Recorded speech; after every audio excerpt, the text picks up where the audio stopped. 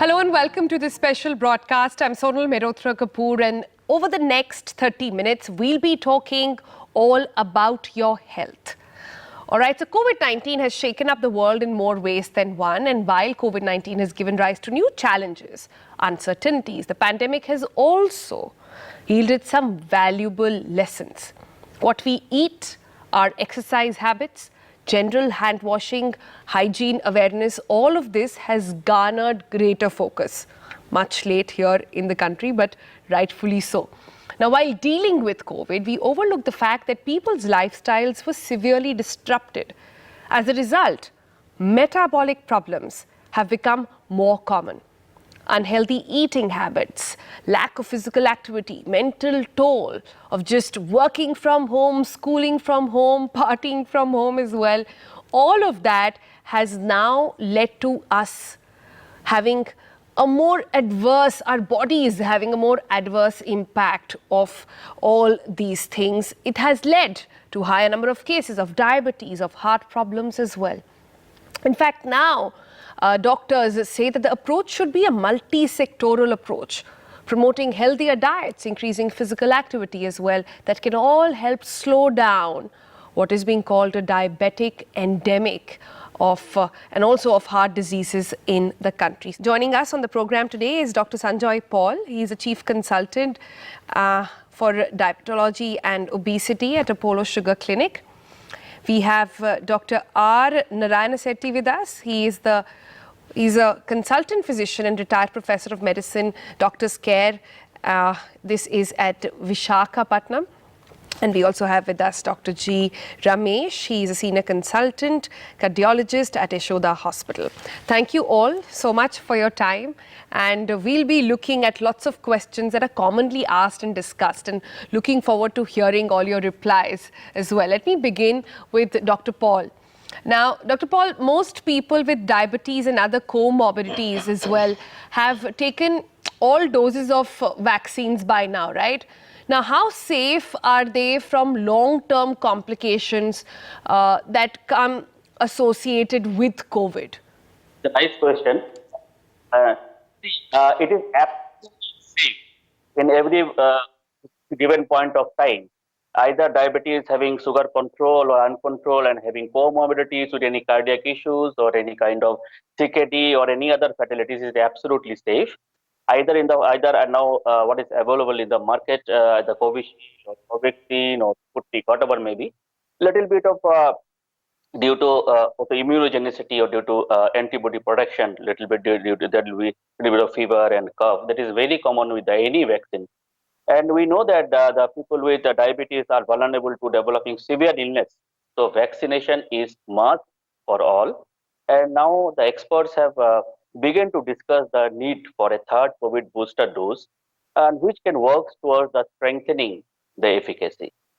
I see. That's an interesting perspective. Let me go to the next question then. And this one is for Dr. Narayanesetti over here. Now, Doc, post-recovery from COVID-19 infection, what exercise pattern would you suggest to people who have diabetes? Most people with mild and asymptomatic cases of COVID-19 with well-controlled diabetics, they do fare well, and complete recovery is the rule generally. And there will not be any persistence of any symptoms further.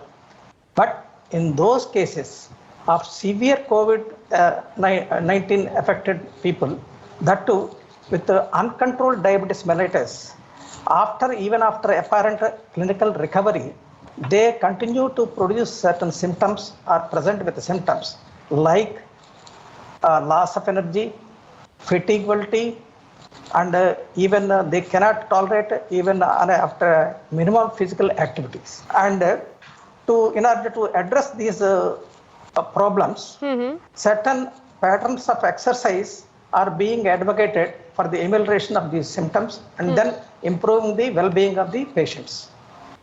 Beforehand, we must remember that 2 points. Number one, the exercises should be started slowly and increase in pace and distance and time and duration gradually.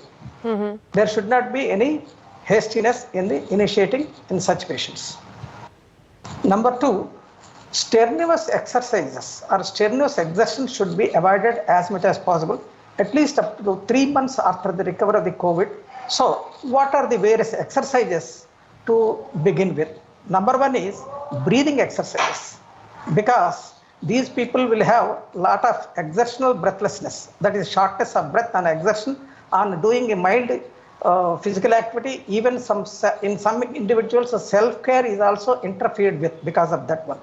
So these breathing exercise will enable those individuals to cope up with the breathlessness, they improve their respiratory muscles function, and thereby improves oxygenation, and quality of life will be improved. Let me take the next question to Dr. Ramesh then. Dr. Ramesh, blood tests have shown that during COVID-19, some people have elevated levels of substance called troponin in their blood. How exactly is this related to the health of their heart? Yeah, troponins are the enzymes which are released from the heart muscle generally.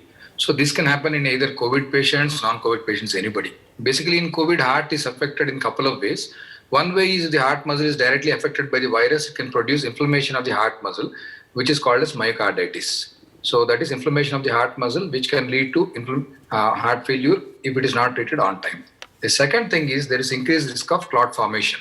So this clot formation risk can be there either in the heart vessels, brain vessels, or in the lung vessels. Since we are talking about heart, if the clot formation happens in the heart vessels, it produces what is called as a heart attack or a myocardial infarction.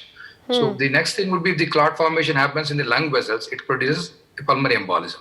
So one is inflammation of the heart muscles directly affected by the COVID virus. Second thing is, secondary to the COVID infection, there is increased clotting tendency, which will affect the blood vessels of the heart or the lungs. How do we treat it? Personally, I have actually treated 40-50 patients of heart attacks post-COVID or during COVID time. So over the last 1 year or so, there's a huge increase of risk of developing heart attacks because of aggressive COVID leading to increased risk of clotting tendency. So generally heart attacks are managed like any other heart attacks, which could be injections or an emergency angioplasty. For lung clotting, we generally give injections and treat them. So my only suggestion would be patients who have got at least moderate COVID probably should go for regular checkups. Definitely have a cardiac checkup once you are recovered from COVID. Let me take the next question to Dr. Paul then. Dr. Paul, during the pandemic, people were scared to go out. People with diabetes hardly went for follow-ups of their routine blood sugar tests, etc. The once in 3-month test that is advisable also to people, despite whether or not you're checking it at home daily. Now, though COVID-19 infections are reduced, people still avoid going out, especially in the season where we are in right now. Is there a solution for such patients? How should they really modify their treatment or their follow-ups with doctors now? So what we are doing actually in last 1.5 years, for those patients at home or scared to go out, so for them we are doing virtual consultation through online or WhatsApp call or video call or Skype, any method actually. And what we're trying to do, we're sharing the history and the medicinal prescriptions, and tell them to do their self-monitoring of blood glucose, and they can send to us so that we can correct their dose, titration dose of the insulin or the tablets, and whether they are suffering from any hyperglycemia or hypoglycemia and any other problem can be sorted out through virtual. But now I think now last 2 to 3 months in clinics we're seeing directly patients actually, physical patients we're seeing. Very few we are doing nowadays virtual consultations. I see. That is good advice there as well. Let me take the next question to Dr. Narayan Sethi. Now, Doc, work from home is convenient, but people are working more than regular working hours because it is home. Now, they're neglecting medications due to work stress at times, sometimes over-medicating as well. What should a person with diabetes know about adherence to medication during the pandemic? First of all diabetics should be made aware of, or should be aware of, the mutual influences over the COVID-19 and the diabetes for each other. That is a dual mechanism. That is, uncontrolled diabetes especially, and long-standing diabetics with a poor control, they are at risk of developing much more serious complications and increased mortality, about 2 to 4 times the normal persons. without diabetes. The other way around is a severe COVID or moderately severe or any COVID infection, and an individual can produce a new onset of diabetes, or the existing diabetes, there will be worsening of the glucose control because of the COVID infection.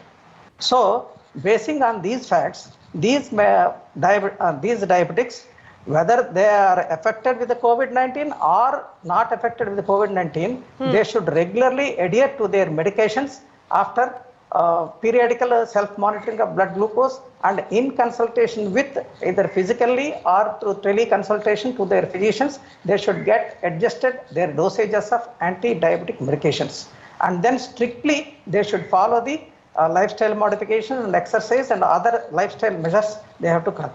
There is no compromise. Whether it is from work from home or from work from place, they should strictly adhere to their medications.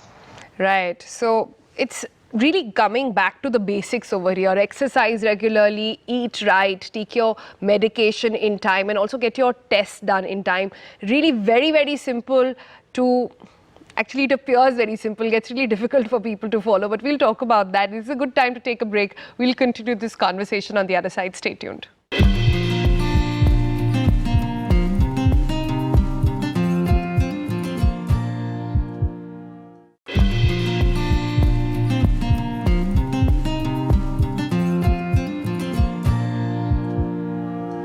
Welcome back. We are talking about diabetes and blood pressure in this conversation. Let's go back to our panel now, and let me go to Dr. Ramesh next.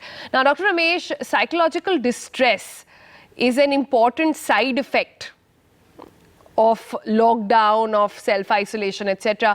Please explain the impact a lockdown-induced stress can have on your cardiovascular system. In addition to traditional risk factors such as diabetes, hypertension, smoking, increased cholesterol levels, obviously stress is an additional factor in addition to something like a pollution.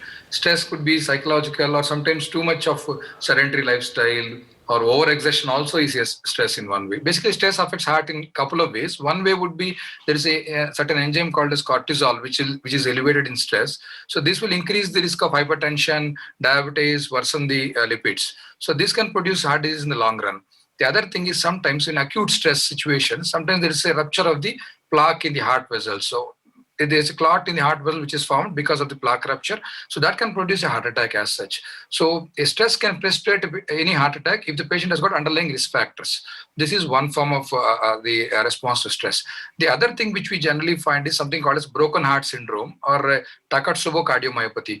The name looks very big and did you say broken heart syndrome? Syndrome, yeah. So that's not to do anything to do with love or anything like that. So this is something else. So this is basically any acute stress, either physical or a psychological stress. If there's acute stress, there is a surge of release of adrenaline in the blood. So this will suddenly weaken the heart muscles and patient can go into acute heart failure. So the patient has to be treated on time. This is a reversible condition. If you treat the patient on time, this is reversible. If you don't treat the patient on time, this can be life-threatening. So this is an acute effect of stress, either a psychological stress or a physical stress. This is generally seen in middle-aged ladies, treatable, but you have to treat on time. So the stress effects, to summarize, could be an acute effect in the form of a heart failure or a heart attack, or a chronic effects because of elevation of pressures or because of worsening diabetes or elevation of lipids. Let me come to Dr. Paul next. Now, Dr. Paul, some people believe that oral medications used for managing diabetes can cause an increase in body weight. That's why a lot of people prefer the insulin route rather than taking the medication route as well. What is your opinion on this? What is the fact here? What is a myth we must do away with? See, it is a fact that some of the diabetes molecule, or they can increase the weight actually, if they are not doing proper exercise and diet. But it's a good weight gain sometimes when the patient comes to you with high blood sugar values, which is called glucotoxicity. At that time, they lost already 7 to 8 kgs.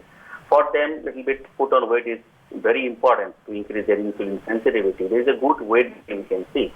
And the insulin, sulfonylureas can increase the weight, and glucagon and metformin molecule are the weight neutral. And a new molecule like SGLT inhibitors, they have a weight losing property, and we can see up to 7 to 10 kg weight loss is there if they're going for proper diet and exercise. And it all depends on the person to person, the patient, and their behavioral pattern of their glycemic variability, that is glucose fluctuation. Dr. Narayan Sethi, let me come to you. Internet is flooded with lots of information about the do's and don'ts about diabetes. Some articles state that cinnamon, hibiscus and apple cider vinegar can actually lower down blood sugar levels. Is that true? Yes. Although internet provides lots of information about the do's and don'ts of diabetes, certain things one must remember to avoid diabetes. Number one, a healthy lifestyle living should be adopted by all individuals, especially who are at risk of developing diabetes. This is done by, one is a well-balanced nutritious diet, which contains only 40 to 50% of complex carbohydrates instead of simple carbohydrates or highly refined sugars. Number two, the protein intake should be at least 20 to 30% of the energy total consumed in the diet by at least ensuring 1 gram per kg body weight of protein. The third is fat content should be less than 30% of the calories, out of which less than 10% should be from saturated fat, remaining from poly and monounsaturated fats. And number four, plenty of vegetables and fruits, at least 5 to 6 portions have to be consumed. The question remains, there are several compounds like Karela, the bitter gourd, or fenugreek seeds, or hibiscus tea, or cinnamon. All these traditional remedies which are present in Indian medicine and Ayurvedic medicine, they no doubt reduce the blood sugar levels, but they are not to be used as a therapeutic agents in the treatment of the diabetes. They can be added as a food supplements to the diabetics, which will You're saying reduce it's not or a supplement postpone. to the treatment, but it's a good aiding sort of element there. It can aid in keeping everything in check, but you can't, it's not a replacement for medicines there. That's actually a good way to put that. Let me take the next question to Dr. Ramesh then. I'll come back to you, Doc. Diabetes and heart diseases, Dr. Ramesh, have very similar risk factors, right? And these both exist simultaneously most of the time. But if a person with diabetes, they take regular medication and manage to control their blood sugar, would you say they're safe from heart diseases, or there is a risk that stays even then? Yeah, so India is got a dubious distinction of being the diabetes capital of the world, and my panelists would agree. In addition, it is also the heart disease capital of the world. So predominant one of the reasons being because of the prevalence of diabetes. So diabetes increases the risk of heart disease by 2 to 4 times. So compared to a normal person, problem is most of the diabetics have developed heart disease in a younger age group. They have got multi-vessel diseases when we do an angiogram for these patients. But the most toughest part would be 70 to 80% would be asymptomatic. If they are symptomatic, at least they would come early and show, but most of the time this is asymptomatic. So that's a problem with these things. So if the other problem is 80% of diabetics, if something happens to them, is predominantly because of heart disease, not because of diabetes per se. So these are the facts which we should remember with diabetes. Having said that, if you have a very controlled diabetes with diet and drugs, possibly it reduces the risk of heart disease, obviously, but it does not remove the risk of heart disease. The best way to, evaluate this would be go for regular checkups. So what we would generally suggest is any person who's a diabetic and above age of 40 should go for a regular health checkup, which includes a treadmill test. A ECG would just not. A treadmill test would be what is needed. A stress test would be needed. So any diabetic patient above 40, a yearly or at least once in a couple of years, if they go for this checkup, they would be able to find out, because most of them are asymptomatic. I see. All right, that's all the time we have on the program today. Dr. Paul, Dr. Ramesh, Dr. Narayan Sethi, thank you so much for your time.